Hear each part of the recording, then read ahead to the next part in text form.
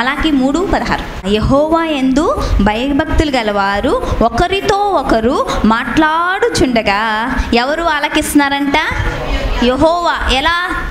చెవియొగ్గి ఆలకిస్తున్నారంట. యెహోవా యందు భయభక్తి గలవారంటే ఎవరు? మనమే.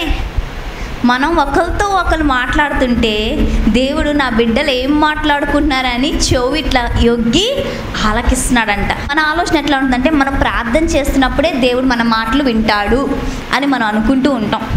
కానీ దేవుడు అంటున్నారు మనమంట ఏది మాట్లాడుతున్నా, దేవుని బిడ్డలంగా మనం ఏది మాట్లాడుతున్నా చెవి యొగ్గి ఆలకిస్తాడంట ఆయన.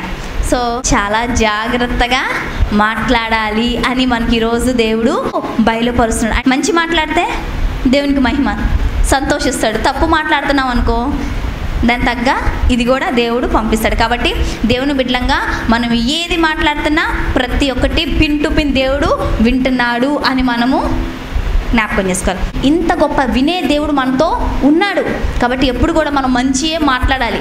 ఎందుకు?